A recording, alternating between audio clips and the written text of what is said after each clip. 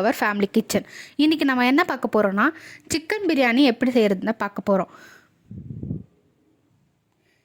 அதுக்கு தேவையான பொருட்கள் என்னென்னு பார்க்கலாம். ஏலக்காய், கிராம் பட்டை, பச்சை மிளகாய், தக்காளி, இஞ்சி பூண்டு பேஸ்ட்டு, வெங்காயம், புதினா, கொத்தமல்லி, தயிர் ஒரு packet, India gate basmati rice, காரத்துக்கு மிளகாத்தூளும் காஷ்மீர் மிளகாத்தூளும் எடுத்துக்கோங்க. செய்முறைக்கு போகலாம். அதில் எண்ணெய் ஊற்றி எண்ணெய் காஞ்சதும் வெங்காயம் போட்டுருங்க. அதுக்கு முன்னாடி சிக்கனை அலசி வச்சுக்கோங்க. வெங்காயம் நல்லா தாளித்து விடுங்க. வெங்காயம் நல்லா வதங்கினதுக்கப்புறம் பட்டம், லவங்கம் இது எல்லாத்தையும் போட்டு கொத்தமல்லி, புதினாவும் போட்டுருங்க. நல்லா வதக்கி விட்டதுக்கப்புறமா பச்சை மிளகாய் போட்டு நல்லா வதங்கினதுக்கப்புறமா இஞ்சி பூண்டு பேஸ்ட் போடுங்க. அதுக்கப்புறம் நல்லா வதங்கினதுக்கப்புறமா தக்காளி போட்டு நல்லா வதக்குங்க. தேவையான அளவு உப்பு, அதுக்கப்புறமா தயிர் சேர்த்துக்குங்க. மிளகாத்தூள், காஷ்மீர் மிளகாத்தூள் கொஞ்சம் போட்டுக்குங்க. நல்லா அதெல்லாம் வதக்கி விடுங்க. அதுக்கப்புறம் கொஞ்சம் உப்பு,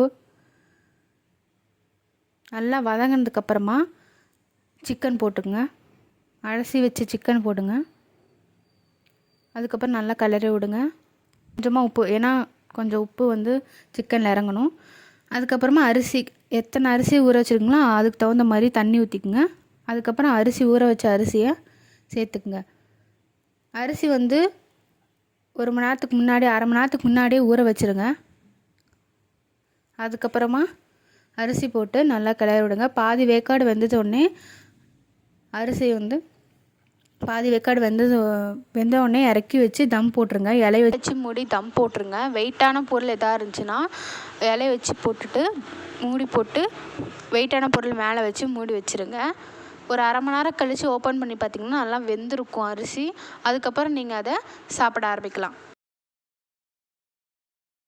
சிக்கன் போடாமல் நீங்கள் பண்ணிங்கன்னா அதுக்கு பேர் குஸ்கா. இதே குஸ்கா அப்படி இல்லை எம்டி பிரியாணி. இதிலே நீங்கள் மட்டன் ஆட் பண்ணிட்டீங்கன்னா மட்டன் பிரியாணி. அவ்வளோதான் வித்தியாசம். இதே மாதிரி நீங்களே வெயிட் ட்ரை பண்ணி பாருங்கள். எப்படி இருந்துன்னு கமெண்ட்டில் சொல்லுங்கள். இதே மாதிரி நல்ல வீடியோவோட அடுத்த வீடியோவில் உங்களை சந்திக்கிறேன். மறக்காமல் சப்ஸ்கிரைப் பண்ணி பக்கத்தில் இருக்க பெல்லையும் கிளிக் பண்ணுங்கள். அப்போ தான் நான் போடுற வீடியோ உங்களுக்கு நோட்டிஃபிகேஷனாக வரும். தேங்க்ஸ் ஃபார் வாட்சிங்.